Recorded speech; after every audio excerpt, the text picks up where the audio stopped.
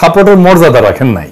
একটা সরকারকে তার নৈতিক কর্তৃত্ব যোগায় রাজনৈতিক দল, সেই রাজনৈতিক দলের কাজ আমরা করে দিছি, কিন্তু কয়েকজন খায়া না খায়া জীবনের ঝুঁকি নিয়ে আমার আর ইলিয়াসকে তো আওয়ামী লীগরা জবাই করার ঘোষণা দিছে, আর উপদেষ্টারা ক্ষমতা উপভোগ করে। আমি শুনি এই উপদেষ্টা এইটি উইটি যাচ্ছে দেশের বাইরে, কিন্তু এই প্রবাসীদের সাথে কথা বলার সময় হয় না ওনাদের।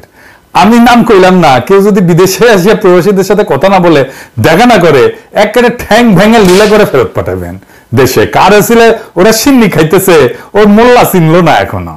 যাই হোক, হামিদরে চলে যাইতে দেওয়া নিয়ে আমরা তো কাহুকাল করেছি, কিন্তু তারে এই 9 মাস মুক্ত বিহঙ্গের মতো থাকতে কে দিছে, কেন দিল?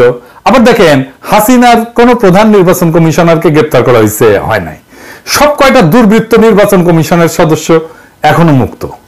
জোকার হামিদকে রিমান্ডে নিয়ে 2টা ডলা দিলে গড়গড় করে সব বলিয়ে দিত, কিন্তু তারা ধরবে না। কেন ধরবে না? এটাই বন্দোবস্ত, এটাই এলিট সেটেলমেন্ট যা হয়েছে 5 থেকে 7ই আগস্ট। এই এলিট সেটেলমেন্ট কে করছে? আমরা প্রথম থেকে বলছি বিপ্লবী সরকার করতে। কারা বাধা দিছে বিপ্লবী সরকার করতে? কারা এই বুইরা খাটাস উপদেষ্টাদের ঠাইসে ঢুকাইছে, অপদার্থদেরকে ঠেসে ঢুকাইছে, এখনো ঢুকাইতেছে? কারা রিকমেন্ড করছে, নাম প্রস্তাব করছে উপদেষ্টাদের? এর প্রথম দায় ছাত্রদের।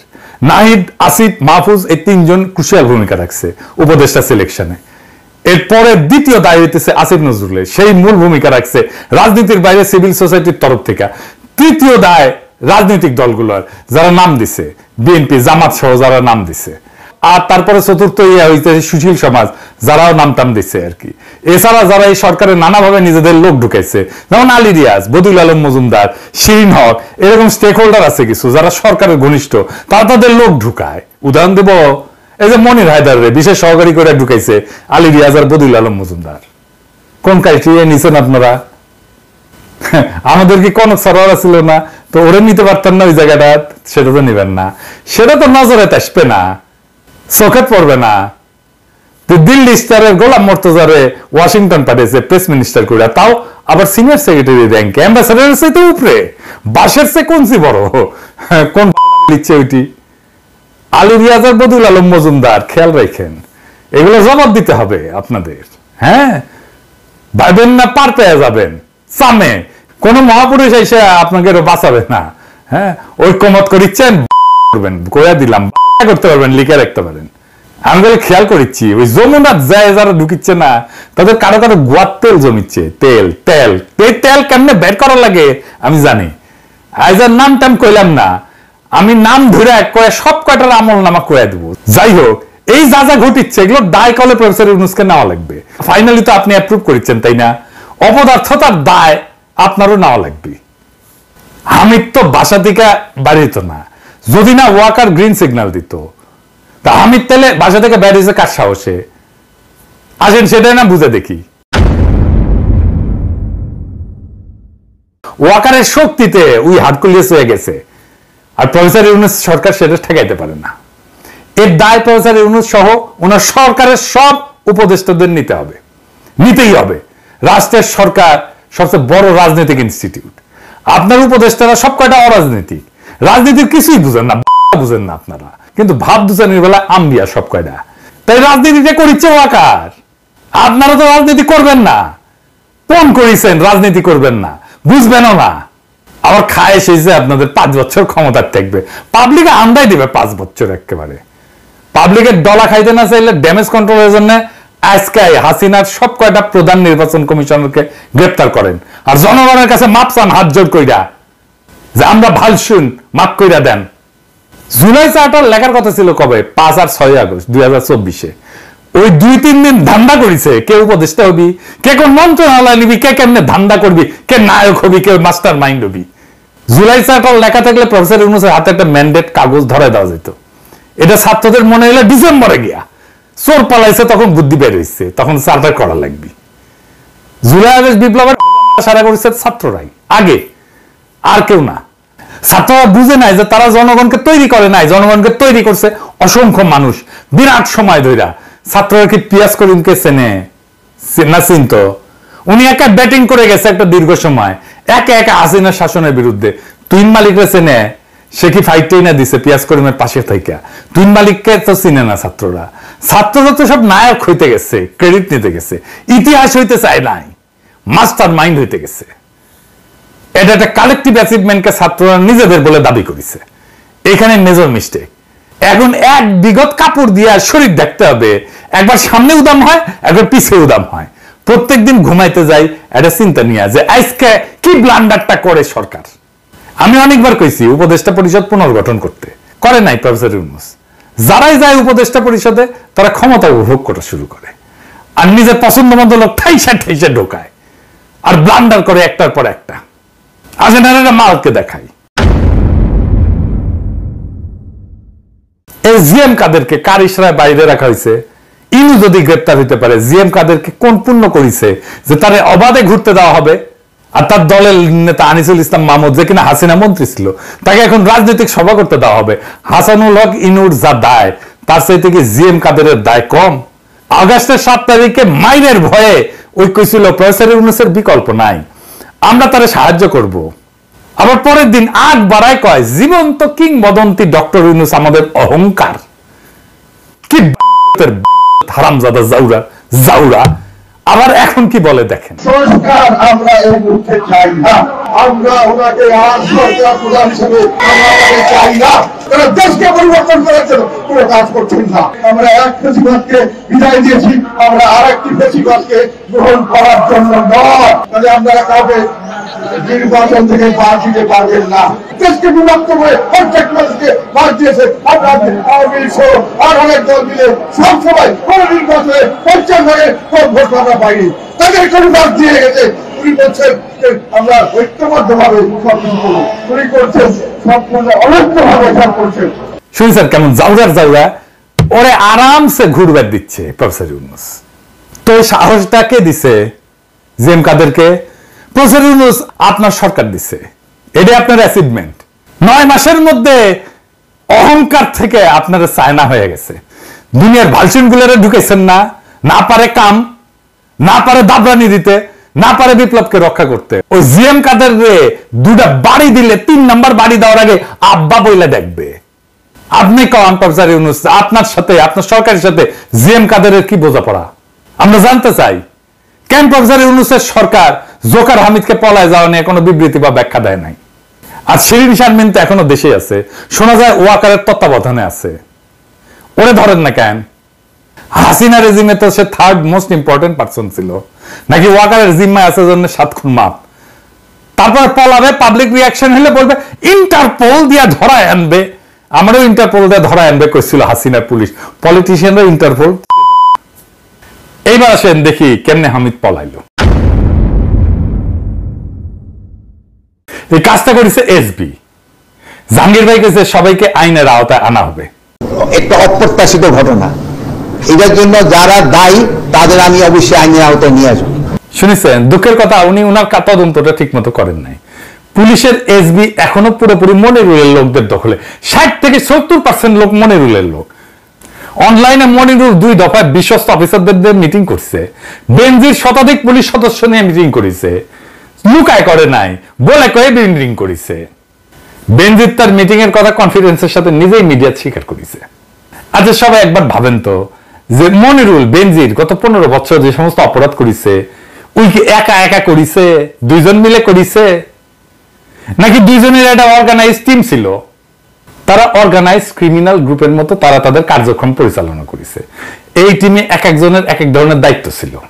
কেউ ক্যাশিয়ার ছিল, টাকা গুনিছে, কেউ টার্গেট সিলেক্ট করেছে, কেউ অপারেশনস এর দায়িত্ব ছিল, কেউ লিগ্যাল সাইড দেখতো, কেউ বিভিন্ন ব্যবসায়িক প্রতিষ্ঠান এবং ব্যাংক থেকে চাঁদা আদায় করত, কেউ গোল্ড স্মাগলারদের কাছ থেকে মাসে মাসে মাসোয়ারা নিত, কেউ সাপ্লায়ারদের সাথে কমিউনিকেশন রাখতো, কেউ আইসিটি এক্সপার্টদের সাথে যোগাযোগ রাখতো, কেউ হুন্ডি করার লোকজনদের ম্যানেজ করত, কেউ অপারেশন করার আগে পুরো প্রক্রিয়া প্রেজেন্টেশন দিত, আর কেউ মিডিয়াতে স্পেস বিল্ডিং করার জন্য মিথ্যা স্ক্রিপ্ট লিখত। এইভাবে মনিরুল আর বেনজির 2টা মাফিয়া সিন্ডিকেট গড়ে তুলেছিল। এই সিন্ডিকেট প্রচুর টাকা কামাইছে, বিদেশে পাচারও করেছে। সরকারি অর্থ লুটপাট করার জন্য এদের আবার আরেকটা টিম ছিল। এনে কেউ লজিস্টিক দেখতো, কেউ সাপ্লাই দেখতো, কেউ ইকুইপমেন্ট দেখতো, কেউ ফার্নিচার, কেউ হাসপাতাল কেনাকাটা, কেউ ডেভেলপমেন্ট, কেউ বিবিধ খরচ এর কার্যক্রমগুলো পরিচালনা করেছে। তাদের সবারই একটাই লক্ষ্য ছিল, উদ্দেশ্য ছিল অবৈধভাবে কত টাকা আদায় করে বেনজিরকে দেওয়া যায় আর মনিরুলকে দেওয়া যায়। আর এসবির এখন যে বর্তমান লাইন আপ, এর 60% অফিসারই মনিরুলের লোক। এখনো যদি মনিরুলের কথা এসবি চলে, তাহলে এর ভয়ঙ্কর ঘটনা আর কি হতে পারে? এখন যে এসবি টপ চিফ, সেও কি মনিরুলের কথায় চলে? আসেন একটু বুঝে দেখি। মনিরুলের পুরা সময় যে এসপি ইন্টেলিজেন্স দেখতো, সে কেমনে এখন এসবিতে কাজ করে। তার নাম হইতেছে মাহফুজা লিজা। এসপি কিশোরগঞ্জ আব্দুল হামিদকে ব্ল্যাকলিস্ট করে 26শে জানুয়ারি 2025 একটা চিঠি দিচ্ছে যে দেশের বাইরে যেন তাইরা যাইতে না দেওয়া হয়। দেখেন সেই লিস্টে 39 নাম্বার নাম হামিদের। জামাত নেতা আবার হামিদের শ্যালক, দেখেছেন? উনিও নাকি গেছেন হামিদের সাথে। কোন জেলার পুলিশ সুপার যদি ইমিগ্রেশনের চিঠি পাঠায়, তাদের পাঠানোর নামটা সিস্টেমে থাকে, সিস্টেমে ঢুকাইতে হয়। পাসপোর্ট নাম্বার বা নাম দিয়ে ইমিগ্রেশন ঢুকাইলেই সার্চ দিলে অ্যালার্ট করে দেয় সিস্টেম। ওটা ঢুকায় নাই হামিদের নামটা। এবার দেখেন কে কি করেছে ইমিগ্রেশনে, এটা একটা জিডি করা হয়েছে। দেখেন জিডি স্ক্রিনশট, আমি পড়ে শোনাচ্ছি। ওইটা অনেক যারা হয়েছে সেটা করছে আর কি। টিজি 340 বিমানে যায় চিকিৎসার উদ্দেশ্যে ব্যাংককগামী যাত্রী আব্দুল হামিদ, পাসপোর্ট নাম্বার টাম্বার দিয়ে দিছে। এইটা সে পাসপোর্ট নাম্বার টাম্বার আর দেখায় না, যাই হোক ফোন নাম্বার গুলো দেখায় না আর কি। তো ভিআইপি টার্মিনালে আসলে terminal incharge OC immigration alpha 11 স্যারকে অবগত করেন। আলফা 11 কে এটা হচ্ছে স্পেশাল সুপারিনটেন্ডেন্ট ইমিগ্রেশন অপারেশনস, নাম হচ্ছে আক্তার। আক্তার কিন্তু আটকাইতে চাইছিল তারে, তো আলফা 11 মানে Akhtar. Alpha 11 sir NSI DGFI কে অবগত করেন। এনএসআই এর সহকারী পরিচালক সানাউল্লাহ নুরি, তো ফোন নাম্বার আছে, ওটা দেখায় না। এই যে অ্যাডিশনাল ডিআইজি আর এসএস ইমিগ্রেশন আসাদ এক সময় জাতীয় সংসদে সার্জেন্ট আর্মস ছিলেন, তার সাথে হামিদের সখ্যতা ছিল। হামিদ তখন স্পিকার এবং ওসি ইমিগ্রেশন তাহসিনা আরিফ ও বরখাস্ত হয়েছে। তাহসিনা আরিফও এক্স আইজিপি শহীদুল হকের আত্মীয়, শরীয়তপুর বাড়ি। কিন্তু এনে পুরো এসবি সিন্ডিকেটটা জড়িত, কিন্তু মূল দোষ এসবি চিফের। তাকে জানানোর পরেও সে কিভাবে ক্লিয়ারেন্স দিল? আর ক্লিয়ারেন্স দেওয়ার আগে ডিজিএফআই এনএসআই কে জিজ্ঞেস করে কি আছে। ইমিগ্রেশনের মেইন কন্ট্রোল তো এসবি চিফের, সে কেন উপদেষ্টাদের জানাইলো না, ক্লিয়ারেন্স নিল না? কেন পুলিশ চিফকে জানাইলো না? সে কেন পুলিশ সুপার কিশোরগঞ্জের চিঠি অনুযায়ী ইমিগ্রেশন সফটওয়্যারে ইনপুট দেওয়া হলো না নামটা? সে কেন এখনো মনিরুলের লোকজনকে রেখে দিচ্ছে? মনিরুলের খাস চামচা জঙ্গি নাটকের মূল হোতাগুলা বেশিরভাগই এখন এসবিতে। এই যে মাহফুজা লিজা জঙ্গি ন্যারেটিভে রিসার্চ করতো প্রফেসর ইমতিয়াজের সাথে। Additional DIG Hasanul Zahid police হেডকোয়ার্টার্সের এনআইসি থেকে জঙ্গি নাটক সাজাইতো। এই যে এসপি আশিকুর জঙ্গির নাম করে অপারেশনে মানুষ খুন করতো। তো এই additional DIG SP Ashiqur Rahman Palash মনিরুলের ভাড়াটক খুনি, সোয়াটে ট্রেনিং নিছে, বেশিরভাগ খুন এই করতো। গোলাম রসুল 2006 পর্যন্ত বিএনপি লেসপেন্সারি করেছে, 2007-এর -2 বাস্তবায়নে কাজ করেছে। পরে 2009-এর পর আওয়ামী লীগ সরকার তাদের খুব ভালো পদ না দিলেও তার চাকরি যায়নি এবং স্টাফ কলেজে তাকে রেখে দিছিল। কাজ করলো এসবি, এসবি যাইতে দিল, এসবি চিফ যাইতে দিল। আর সেই হিসেবে তো কিশোরগঞ্জের এসপি নির্দোষ, তার শাস্তি দিয়েছে স্বরাষ্ট্র মন্ত্রণালয়। এই হইতেছে তার শাস্তি দেওয়ার নমুনা। এই গোলাম রসুল যখন পুলিশ স্টাফ কলেজে ছিল, মুজিব কর্নার বানাইছিল, উদ্বোধন করছিল আসাদুজ্জামান খান কামাল। গোলাম রসুল 2013 সাল থেকে অতিরিক্ত ডিআইজি পদোন্নতি নিয়ে ঢাকায় চাকরি করে। বিপ্লব এবং আইজি ডাকাত শহীদুলের বিশ্বস্ত এবং আস্থাভাজন ছিল। 2007 সালে আওয়ামী সেজা পুলিশ সার্ভিস অ্যাসোসিয়েশনের সেক্রেটারি হয়। বর্তমানে স্বরাষ্ট্র উপদেষ্টাকে পটায় এসবি চিফের পোস্ট বাগাই নিছে। তার বাড়ি হইতেছে মুন্সিগঞ্জ। 11তম বিসিএস পুলিশে 1991 সালে জয়েন করে। প্রত্যেকটা পুলিশ অফিসে মুজিব কর্নার বানানোর আইডিয়া এই মালের। তাহলে কারা কারা এই কাজে যুক্ত ছিল সবই তো দেখলেন। জাহাঙ্গীর সাহেব এসবি চিফের সরান। এইবার আসেন ফাইনালি বলি, হামিদের ঘটনা একটা জিনিস ভালো হয়েছে। কি হয়েছে জানেন?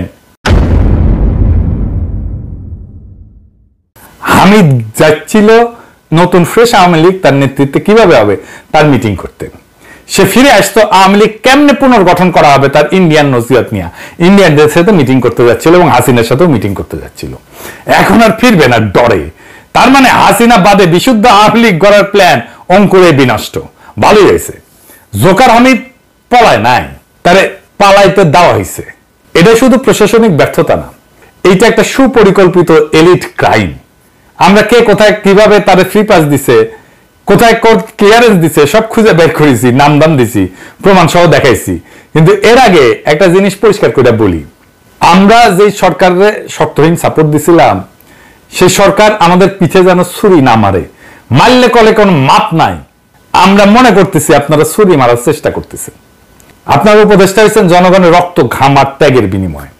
আমরা খাই নাই, ঘুমাই নাই, মরতে বসছি, আর আপনারা হোটেল আর হেলিকপ্টারের জন্য উপদেশ বিলাইতেছেন।